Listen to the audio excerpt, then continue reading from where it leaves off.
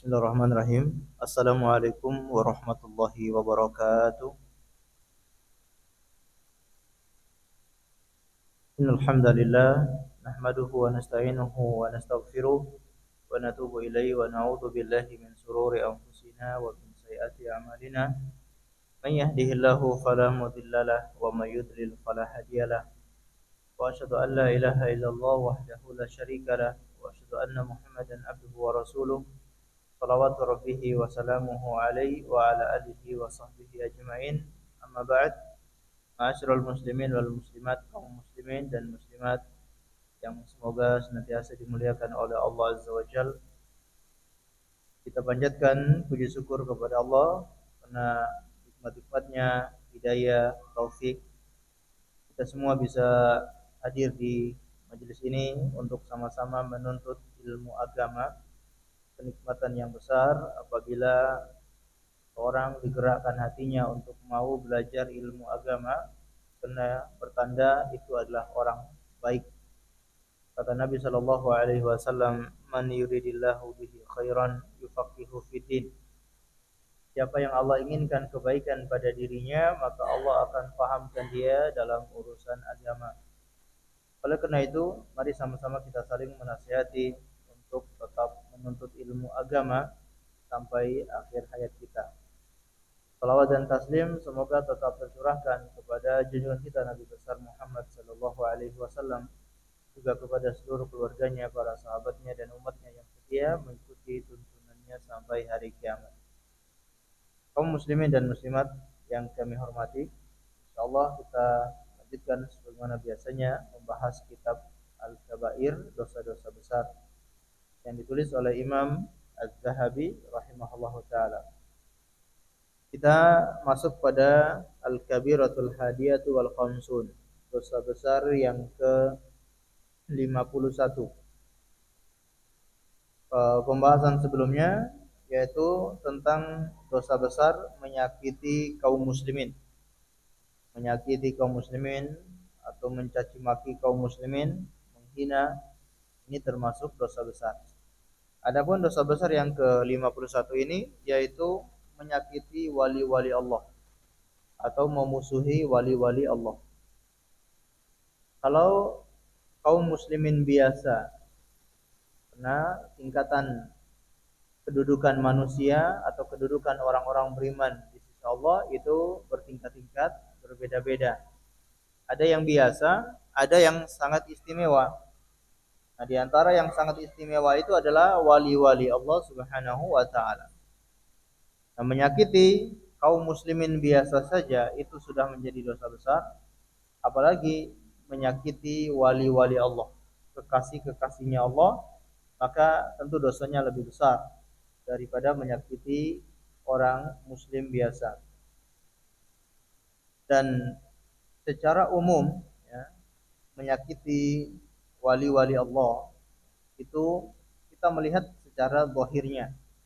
Secara zahirnya, kalau perilakunya dia baik, kemudian dia ada perbuatan-perbuatannya, kemudian perilakunya yang sangat terpuji, kalau dia mengamalkan kewajiban-kewajiban agama, meninggalkan dosa-dosa besar, secara zahirnya kita berhusnudzon kalau dia itu wali-wali Allah Subhanahu wa taala. Karena yang berhak menentukan apakah ini wali Allah, ini bukan wali Allah adalah Allah sendiri. Kita tidak bisa menentukan secara personnya kecuali memang yang ada dalilnya. Kalau sudah ada dalilnya, kita wajib meyakini dan menetapkan orang tersebut adalah wali Allah Subhanahu wa taala. Seperti para nabi pasti. Para nabi itu pasti wali-walinya Allah Subhanahu wa taala. Kemudian para sahabat, para sahabat juga wali-walinya Allah Subhanahu wa taala. Maka kalau mencaci maki sahabat, menghina sahabat, dosanya lebih besar daripada menghina manusia biasa, menghina kaum muslimin biasa. Termasuk para ulama, orang-orang soleh yang kita melihat secara zahirnya dia soleh, maka mereka termasuk wali-wali Allah Subhanahu wa taala. Atau yang Allah sebutkan secara khusus kalau dia itu adalah wali Allah seperti Ibunda Maryam, kemudian Luqman, Luqman Al-Hakim ini yang disebutkan dalam Al-Qur'an. Kemudian ada beberapa orang-orang soleh yang Allah abadikan di dalam Al-Qur'an, maka kita bisa katakan mereka itu adalah wali-wali Allah Subhanahu wa taala. Baik, namun kita melihatnya secara zahir, kalau dia baik, dia soleh, misalkan ada seorang ustadz, seorang ulama yang secara zahirnya soleh, dia berdakwah, kemudian mengamalkan ajaran-ajaran Islam, kita berhusnudzon dan kita tidak mendahului Allah untuk menentukan orang itu wali Allah, tapi kita berhusnudzon kalau dia adalah wali Allah. Maka berhati-hati, menyakiti orang-orang seperti itu, ini dosa besar dan ancamannya juga sangat keras. Orang yang menyakiti orang-orang soleh seperti ini bisa mendapatkan keburukan baik di dunia maupun di akhirat. Di antara dalilnya adalah firman Allah Subhanahu wa taala, qala Allah taala, innal ladzina yu'dzuna Allah wa rasulahu la'anahumullahu fid dunya wal akhirah wa a'adalahum 'adzaban muhina wal ladzina yu'dzuna al mu'minina wal mu'minati bighairi maktasabu faqad ihtamalu buhtanan wa itsman mubina.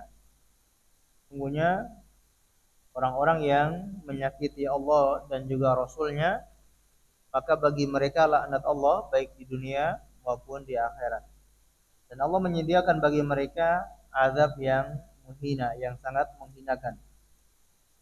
Walladzina yu'dzunal mu'minina wal mu'minat, dan orang-orang yang menyakiti kaum mukminin dan kaum mukminat bighairi maktasabu, tanpa kesalahan yang mereka lakukan, faqad ihtamalu buhtanan, mereka telah melakukan zaliman ataupun tuduhan yang sangat nyata, wa ithmam mubina, dan dosa yang nyata, dosa yang besar.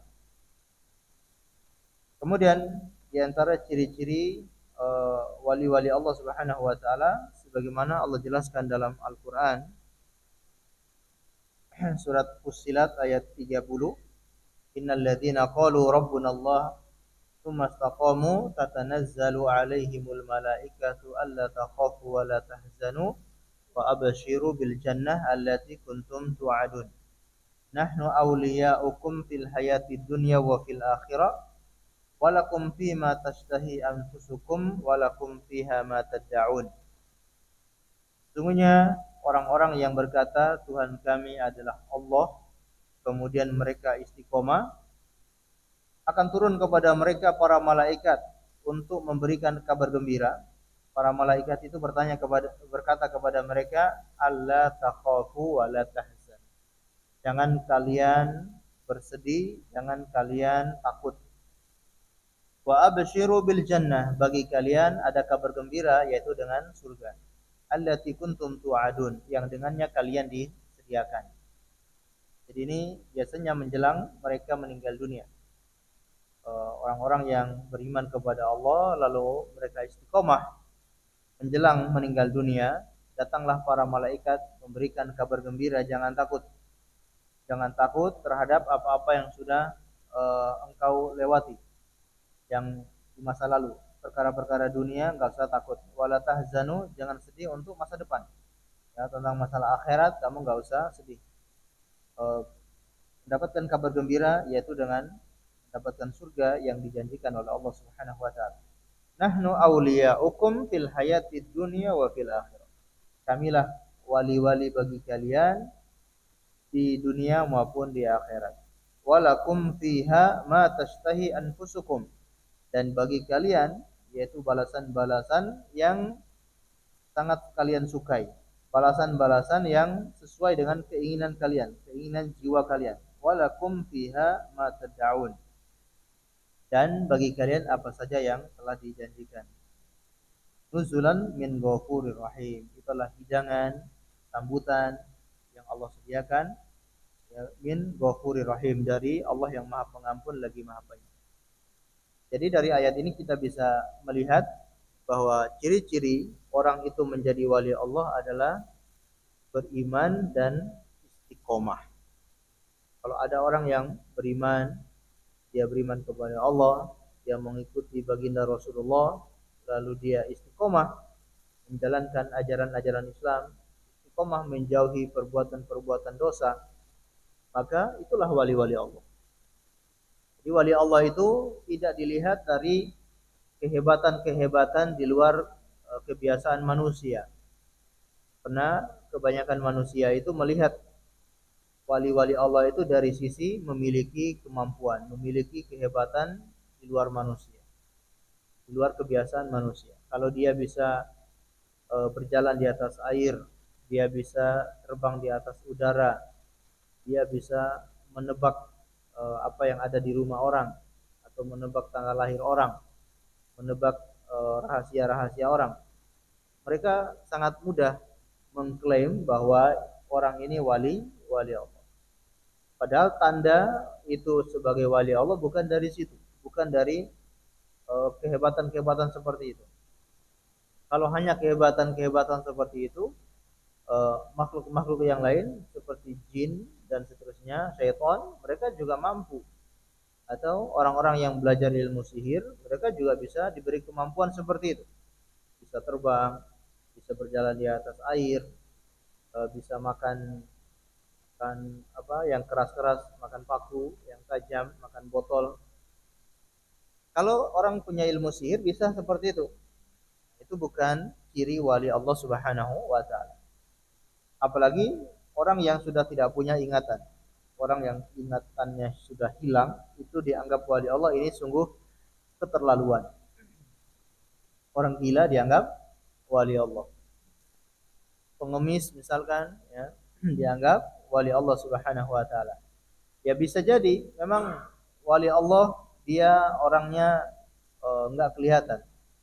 Allah sangat sayang dengan hamba tersebut. Tapi yang menentukan itu wali Allah itu siapa? Kita mengatakan demikian bukan berarti kita ini menolak ada orang-orang yang dijadikan wali bagi Allah Subhanahu wa taala. Kita percaya bahwa Allah telah mengangkat sebagian orang itu menjadi walinya. Kita semua sepakat, betul. Allah mengangkat sebagian orang menjadi walinya. Bahkan mungkin orang yang tidak dianggap sekalipun. Orang-orang yang mungkin hidup di masyarakat, tidak dianggap oleh masyarakat, tidak pernah dilirik, mungkin dari orang-orang pinggiran, mungkin dari orang-orang fakir dan miskin. Bisa jadi dari mereka itulah Allah angkat menjadi wali-walinya. Bisa jadi. Tapi yang menentukan dia itu wali Allah siapa? Tidak ada dalil. Kalau ada dalilnya kita percaya kalau dia wali Allah. Kalau tidak ada dalilnya, tidak boleh sembarangan seseorang mengatakan dia wali Allah.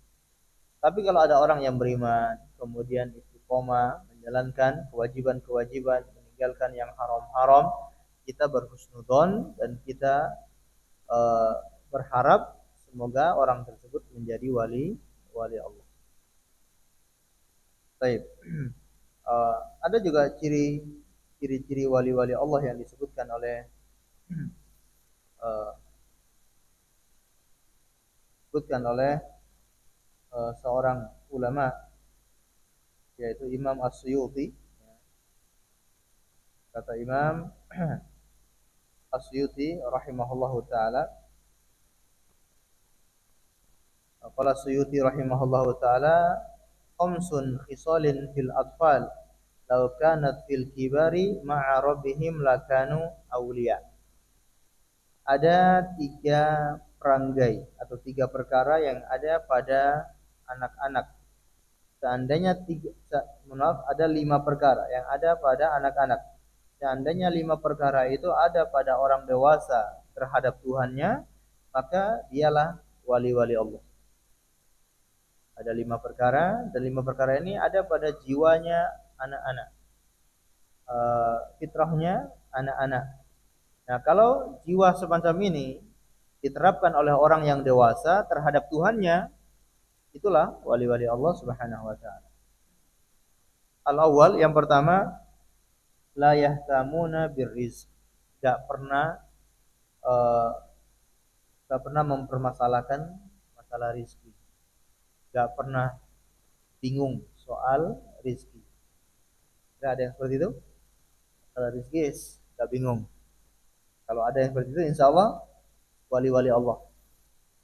Begitulah anak kecil. Anak kecil itu yang dia tahu besok dia bangun, ada sarapan, ada makanan, dia makan, terus berangkat sekolah, sudah disiapkan pakaiannya, pulang dari sekolah sudah ada makanan, dia makan, kemudian pergi bermain, lalu pulang lagi, mandi, kemudian makan lagi, dia tidak peduli. Ya, di rumah ada beras atau tidak, ada lauk atau tidak, yang penting ada makanan dia makan.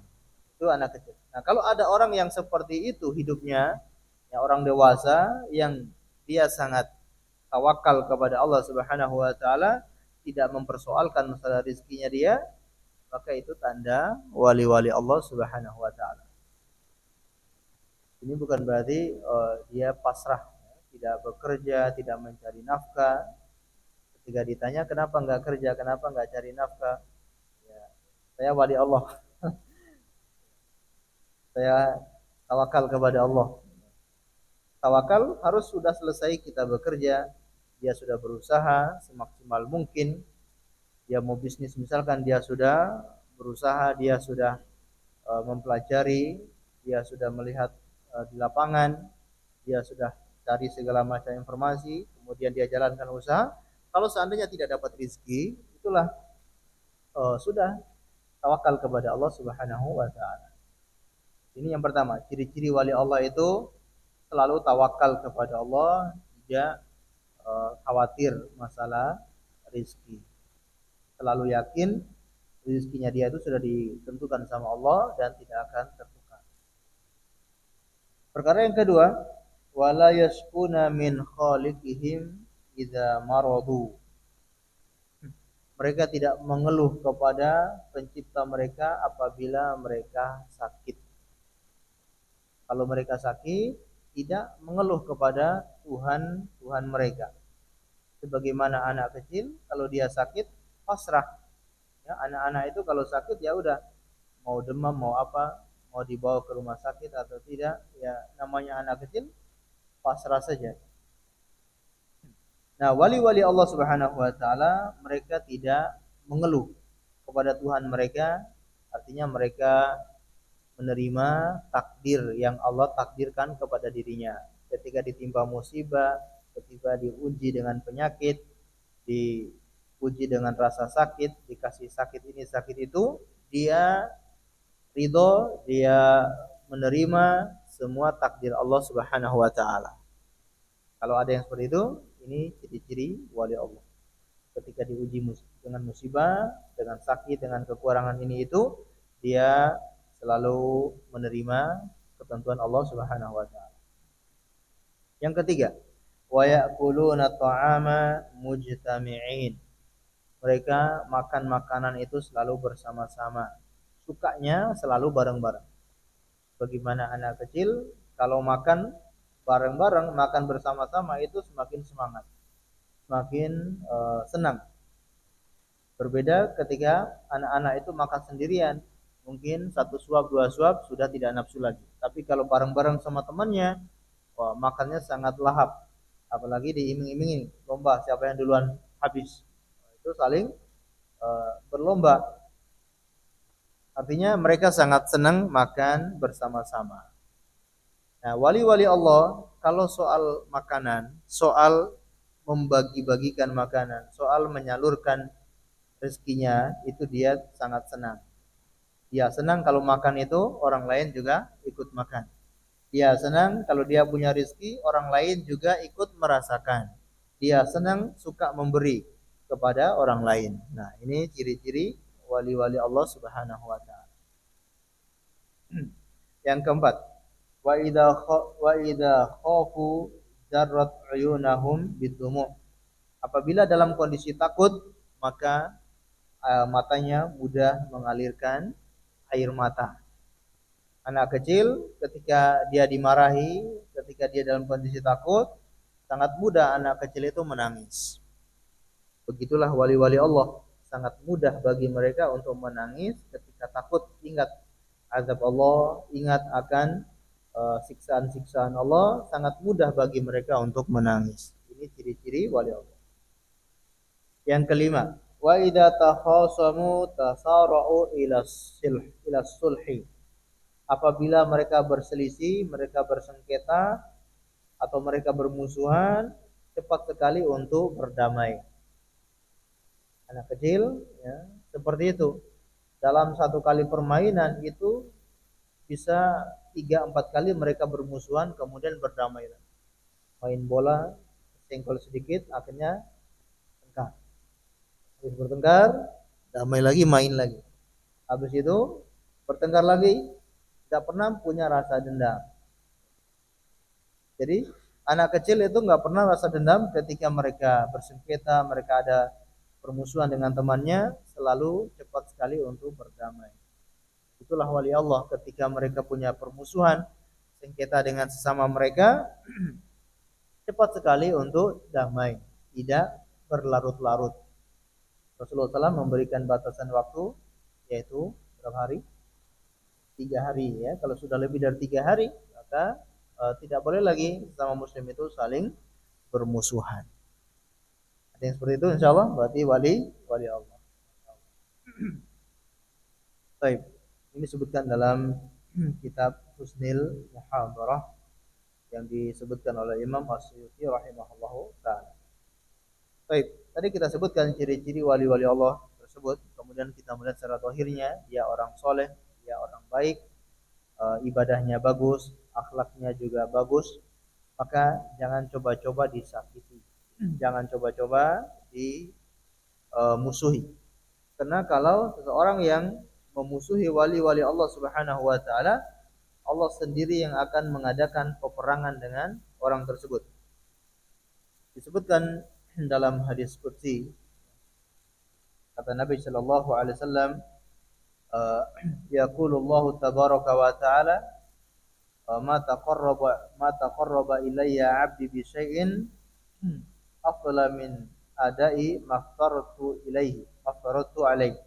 Tidaklah seorang hamba mendekatkan diri kepadaku dengan perkara yang lebih afdal daripada perkara-perkara yang aku wajibkan kepadanya. Wa ma yazalu yataqarrabu 'abdi ilayya bin nawafil. Dan hambaku ini selalu mendekatkan diri kepadaku dengan perkara-perkara yang sunnah hatta uhibbahu, sampai aku mencintainya. Jadi ciri-ciri wali Allah juga tadi yaitu melakukan kewajiban-kewajiban, kemudian melakukan juga yang sunnah-sunnah. Jadi tidak mencukupkan pada yang wajib-wajib, tapi dia berusaha mengamalkan perkara-perkara yang sunnah semampunya. Yang penting dia tahu itu perkara sunnah, dia berusaha untuk mengamalkannya. Kita lihat sebagaimana Imam Ahmad ibn Hanbal rahimahullahu taala, disebutkan beliau itu ketika mendengar hadis Nabi, kalau Rasulullah melakukan begini, beliau menjalankan ini, maka Imam Ahmad bin Hanbal langsung mengamalkan hadis tersebut. Kalau mendengar satu hadis tentang perbuatan Rasulullah, beliau langsung praktekkan, beliau amalkan, mencontoh Rasulullah SAW. Sampai suatu ketika beliau mendengar hadis bahwa Rasulullah SAW berhijamah, beliau berbekam dan memberi upah kepada orang yang membekam itu senilai 1 dinar. Karena Imam Ahmad ini tidak punya uang untuk membayar 1 dinar, beliau harus mencari uang, bekerja, terkumpullah uang 1 dinar. 1 dinar itu cukup banyak ya, 4, sekian gram emas. 1 dinar kalau dihitung di kita punya sekarang yaitu 4, sekian gram emas. 4,25 kalau tidak salah, 4,25 gram emas. Kan lumayan. Bayar tukang bekam. Bayar dokter aja operasi mungkin nggak sampai segitu juga. Nah, ini bayar tukang bekam seharga 1 dinar. Maka beliau berhijamah, Imam Ahmad bin Hanbal, kemudian memberi upah kepada orang yang membekam beliau itu dengan upah 1 dinar karena ingin mencontoh Rasulullah Sallallahu Alaihi Wasallam. Dan begitulah para ulama, disebutkan oleh Imam Sufyan Ats-Tsauri rahimahullah taala, ini istaqata alla tahruqu ra'saka illa bi'atharin faf'al. Kalau kamu mampu tidak menggaruk kepalamu kecuali dengan ada sunnah dari Nabi, maka lakukan. Artinya untuk perkara menggaruk kepala saja, kalau itu memang sunnah maka lakukan.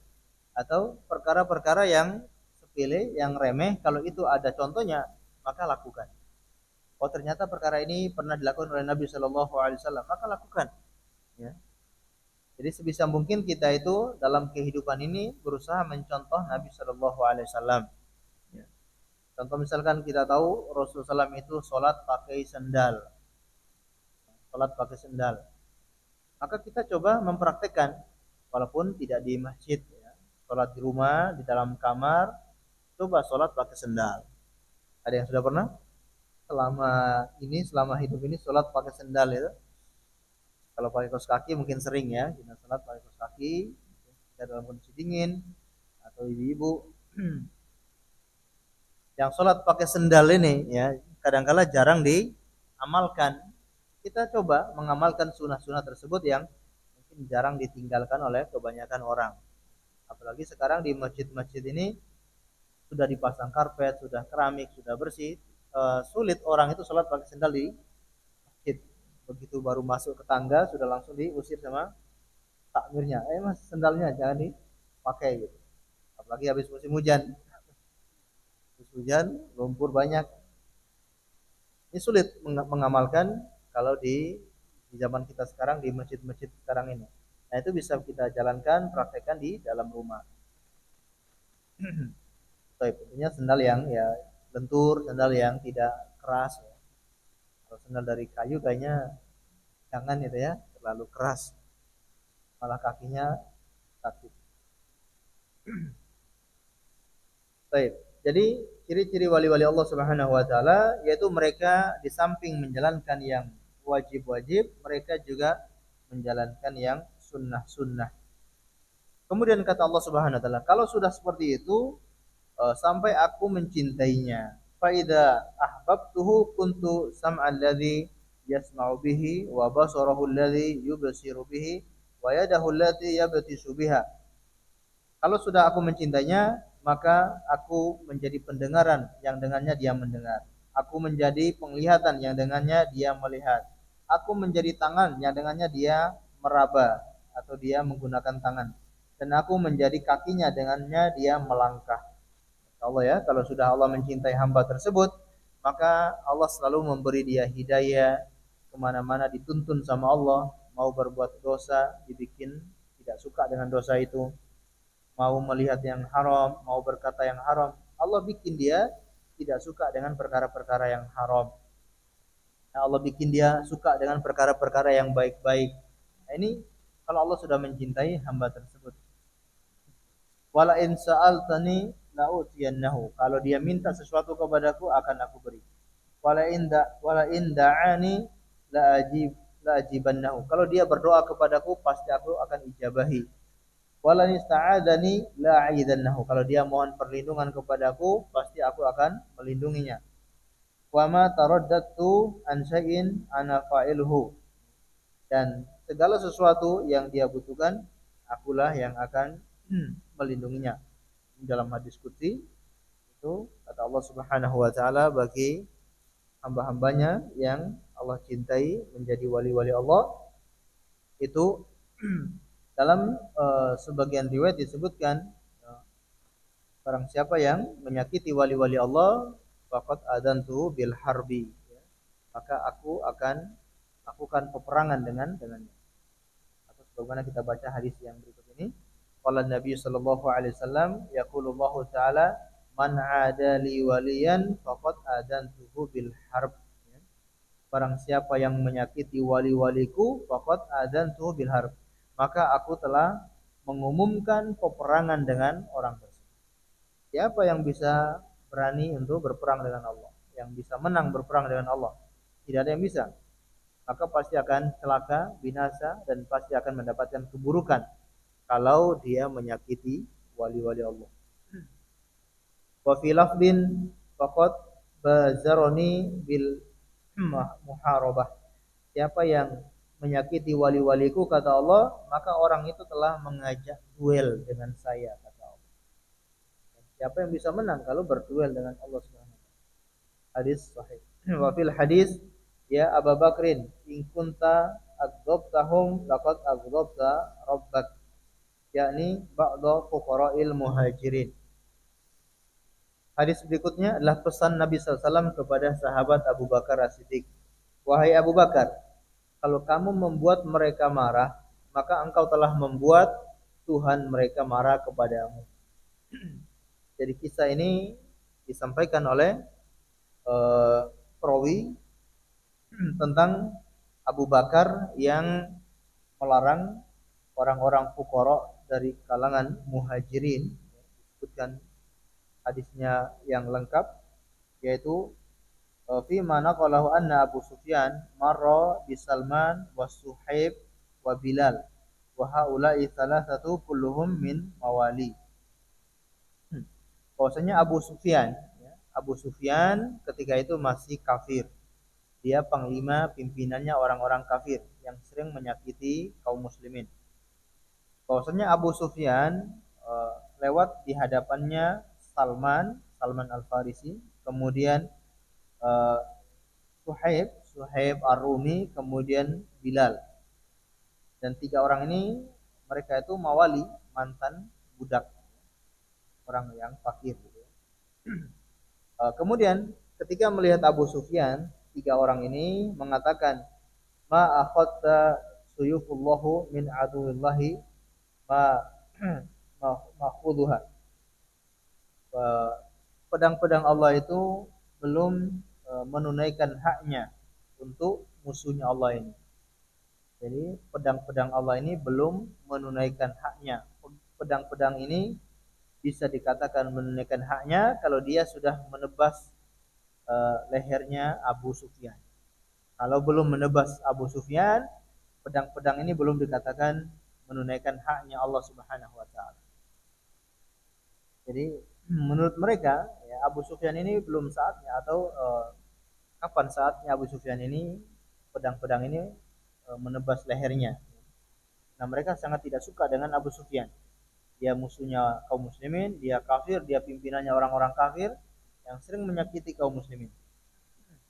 Nah, begitu Abu Bakar As-Siddiq mendengar ucapan tiga orang ini, kata mereka, ya, kata Abu Bakar, faqala ataquluna li sayyidi Quraisyin ataquluna li sayyidi Quraisyin hadzal kalam. Apakah kalian berkata dengan perkataan demikian kepada tokohnya Quraisy? Kalian berkata kepada pimpinannya Quraisy, orang-orang Quraisy mengagungkan Abu Sufyan. Jadi Abu Bakar As-Siddiq radhiyallahu taala beliau punya pandangan, ya, artinya Abu Sufyan ini perlu dilemah lembuti, dia diajak secara lemah lembut supaya dia bisa masuk Islam. Kalau dia masuk Islam, tentunya sangat bermanfaat karena dia sebagai tokoh dan dia punya bawahan yang banyak. Kalau dia masuk Islam, tentunya banyak orang yang ikut masuk Islam. Jadi Abu Bakar memilih untuk kita dakwai saja Abu Sufyan ini dengan lemah lembut. Jangan berkata seperti itu kepada Abu Sufyan. Baik. Nah, setelah Abu Bakar mengatakan itu kepada tiga orang tadi, Abu Bakar Siddiq kemudian melapor kepada Rasulullah Shallallahu Alaihi Wasallam. Suma Abu Bakar akhbaron Nabi Sallallahu Alaihi Wasallam bidalik. Abu Bakar melapor kejadian itu kepada Nabi Sallallahu Alaihi Wasallam. Faqala lahu, maka Nabi bersabda kepada Abu Bakar, la in kunta aghdabtahum laqad aghdabta rabbak. Wahai Abu Bakar, kalau kamu membuat tiga orang itu marah, maka kamu telah membuat Tuhan mereka marah kepadamu. Ini menunjukkan tiga orang sahabat ini, walaupun kelihatannya mereka orang-orang fakir, orang-orang miskin, tapi mereka itu adalah kekasih-kekasihnya Allah, wali-walinya Allah. Kalau kamu berani membuat mereka marah, maka Allah akan marah kepadamu. Maka Abu Bakar Siddiq ketika mendengar perkataan Nabi ini, beliau pun mendatangi tiga orang itu, lalu berkata, ya ikhwata aghdabtukum, wahai saudaraku, apakah aku telah membuat kalian marah? Qalu la, mereka mengatakan tidak wahai Abu Bakar. Ya ghafirullahu laka ya Abu Bakar, semoga Allah mengampunimu wahai Abu Bakar. Baik, ini juga menunjukkan eh, tawaduknya Abu Bakar As-Siddiq ketika beliau mendapatkan kebenaran dari Nabi SAW, beliau tidak mengedepankan egonya, tapi beliau lebih dulu minta maaf. Jadi beliau ingin minta maaf kepada tiga orang tadi. Kalau mungkin dari ucapannya itu membuat mereka marah, maka dia akan minta maaf. Tapi kalau tidak membuat mereka marah, maka Abu Bakar lega, ya, lega atau senang dengan jawaban mereka itu karena Abu Bakar tidak membuat mereka marah. Baik, ma'asyiral muslimin dan muslimat azani Allahu wa yakum. Ini menjadi dalil bahwa tidak boleh seorang itu menyakiti wali-wali Allah karena Allah akan marah kepadanya. Sebagian ulama mengatakan zammul ulama masmum. Darahnya atau dagingnya ulama itu beracun. Jangan coba-coba dimakan. Ada yang makan dagingnya ulama, maka racunan. Maksudnya apa? Jangan menggibah, jangan menjelek-jelekkan ulama, jangan menyakiti ulama dengan menyebarkan aib mereka, menggibah para ulama. Kalau menggibah para ulama, hati-hati karena dagingnya ulama itu beracun. Orang yang menggibah itu kan seperti memakan daging saudaranya. Orang yang menggibah seperti makan daging saudaranya. Ini yang dia makan dagingnya ulama, dan daging ulama itu beracun. Kalau bisa keracunan. Ini uh, penegasan kepada orang-orang yang suka ya, menjatuhkan para ulama, menyebutkan keburukan-keburukan para ulama.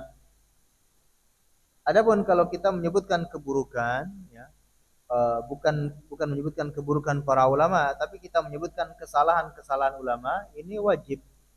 Ya, kita wajib untuk menjelaskan kalau ada ulama yang mungkin pendapatnya itu keliru, fatwanya ulama itu mungkin menyelisih hadis yang sahih, maka wajib dijelaskan. Bukan berarti kita menutupi kesalahan ulama, ini tidak benar.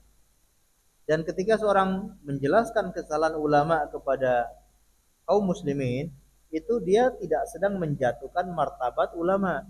Dia sedang menjelaskan kalau pendapat ulama ini ternyata tidak sesuai tuntunan Rasulullah atau tidak sesuai hadis Nabi. Maka yang lebih diambil adalah hadis Nabi, bukan perkataan ulama.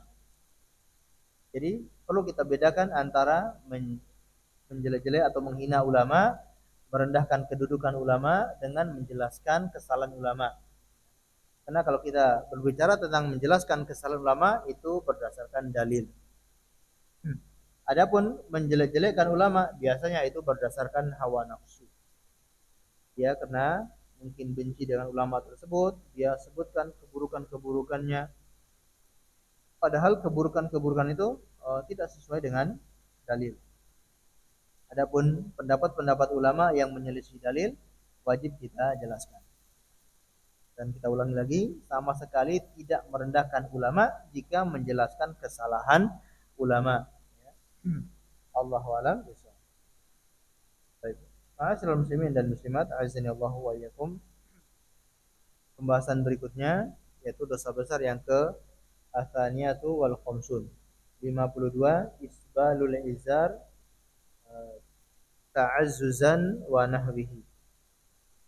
Memanjangkan kain atau pakaian melebihi mata kaki untuk perasaan sombong dan sejenisnya. Dosa besar yang ke-52 ini berbicara tentang memanjangkan pakaian atau kain melebihi mata kaki bagi laki-laki. Adapun bagi perempuan, maka wajib hukumnya dia menutupi mata kakinya. Apakah dengan bajunya, dengan kainnya, ataupun dengan seperti zaman sekarang ini dengan kaos kaki misalkan, dia menutupi mata kakinya. Karena yang boleh dibuka dari perempuan itu hanyalah wajah dan telapak tangan. Wajah dan telapak tangan itulah yang boleh terlihat. Adapun selebihnya termasuk kaki, termasuk mata kakinya, ini semua wajib untuk ditutupi. Allah a'lam bishawab. Mungkin kita dengarkan dahulu kemudian kita lanjutkan sedikit insyaallah.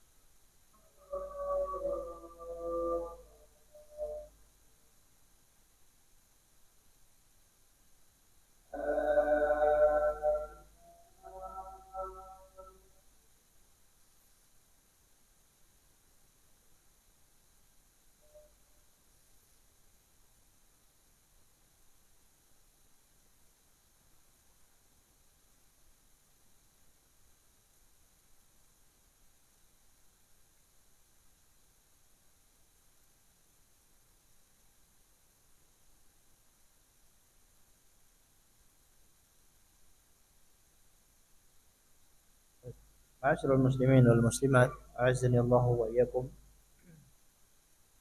Dosa besar yang ke-52 ini tentang memanjangkan celana, kain, sarung dan sejenisnya melebihi mata kaki bagi laki-laki. Ya, ini termasuk dosa besar.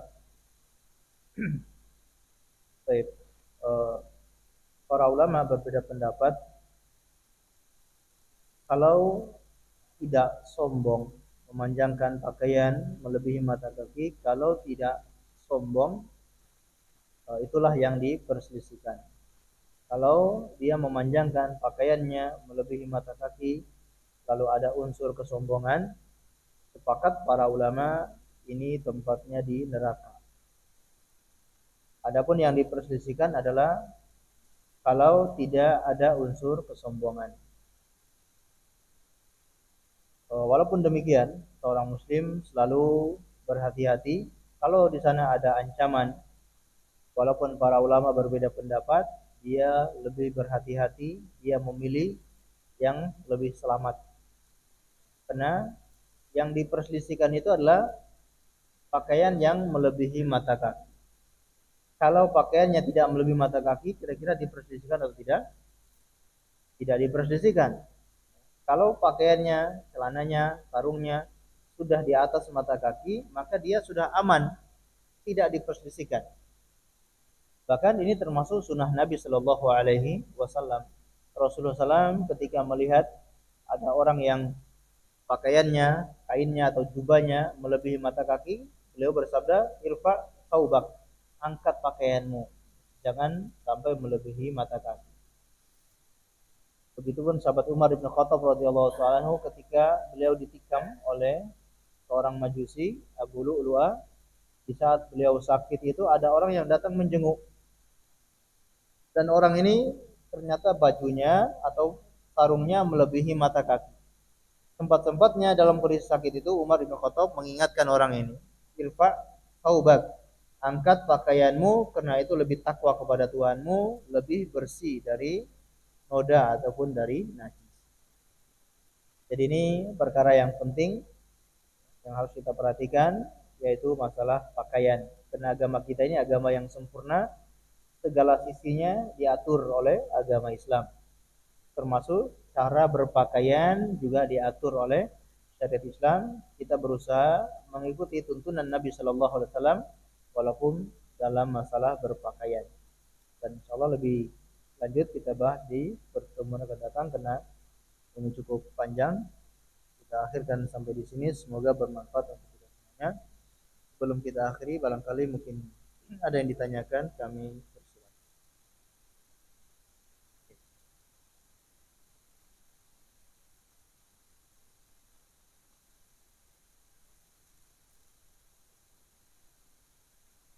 Baik, pakaiannya panjang, tapi dia lipat ketika memakainya, boleh ya, maka tidak terkena ancaman. Karena yang dilihat itu ketika memakainya, bukan ketika tidak dipakai. Kalau pakaiannya melebihi mata kaki tapi tidak dipakai, ya tidak berdosa. Pakaiannya, celananya ini melebihi mata kaki kalau diukur, tapi tidak dipakai, dia taruh pakaian ini atau celana ini dia taruh saja, tidak dia pakai, maka tidak masalah. Yang menjadi masalah kalau dia memakai pakaian itu dan melebihi mata kaki. Ya, jadi tidak mengapa ya ketika dia melipat. Jadi kalau ada yang belum mampu potong ya sementara dilipat dulu gitu ya. Tanggung Pak ya. Daripada dilipat ya dipotong saja ya biar enggak sulit.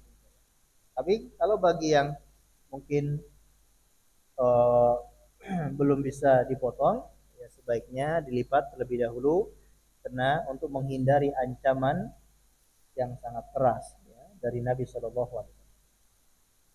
Terutama nanti ada pembahasan juga mengenai ketika sholat. Ketika sholat, kalau pakaiannya melebihi mata kaki, sholatnya tidak sah. Allahu a'lam bishawab.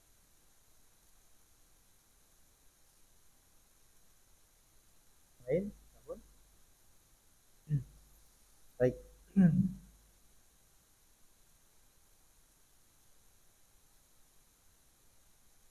bajunya terlalu panjang. Ya, bajunya terlalu panjang. Nanti juga ada pembahasan, ada hadisnya bahwa isbal itu tidak hanya di celana, tapi larangan isbal itu juga di surban, juga pada baju, jubah. Ini juga ada larangan karena isbal. Jadi tidak boleh berlebihan, baik itu celana, baik itu baju, jubah maupun surban. Ada hadis dari Nabi Shallallahu Alaihi Wasallam. Jadi kita memakai baju ya sewajarnya saja, yang tidak terlalu boros, gitu ya. Karena ada juga yang dikritisi oleh para ulama itu sebagian orang yang jubahnya itu bolongan lengannya saja itu sampai segini, Pak. Orang bisa masuk dari lengan tangannya itu. Maaf, misalkan ini lengan ya, ini kan kecil, ini sesuai pas. Nah, ada orang yang jubahnya itu sampai begini bolongannya ya. Terutama dari saudara-saudara kita dari kalangan Afrika gitu ya, Sudan dan seterusnya. Wah, bajunya Masya Allah. Itu yang dikritisi oleh para ulama karena termasuk berlebihan ya. Baik. Termasuk surban ya, surbannya dililit sampai menggunung ke atas gitu ya. Nah, ini juga isbal, surbannya isbal ya. Jadi kita memakai pakaian, memakai surban, kopiahnya isbal, Pak ya. Nah ya, Islam itu pertengahan ya, jangan terlalu mubazir gitu ya. Kopiah sampai tinggi itu tujuannya apa gitu ya. Itu kalau dipotong bisa jadi 3 kopiah ya. Kalau lumayan itu 3 kopiah. Allah bisa. Jadi pakaian pun nanti akan kita bahas, termasuk baju ya, jangan berlebihan ya. Tapi kalau kena kepanjangan ya dia lipat tidak masalah. Allahu a'lam bishawab. Baik, cukup kita akhiri dengan membaca doa kafaratul majelis. Subhanakallahumma bihamdika asyhadu an la ilaha illa anta astaghfiruka wa atubu ilaik wa sallallahu ala nabiyyina Muhammad wa ala alihi wa sahbihi wasallam. Terima kasih atas segala perhatiannya. Mohon maaf atas segala kekurangannya. Assalamualaikum warahmatullahi wabarakatuh.